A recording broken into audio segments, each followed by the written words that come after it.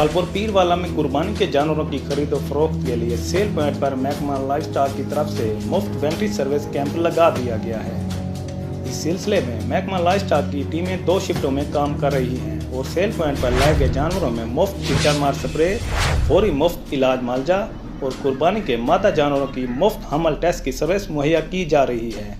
इस मौके पर deputy director livestock doctor Jamshed Akhtar का कहना था कि शहरियों से अपील है कि जानवरों की खरीद और फरोख्त करते वक्त अच्छी तरह मुआयना करें।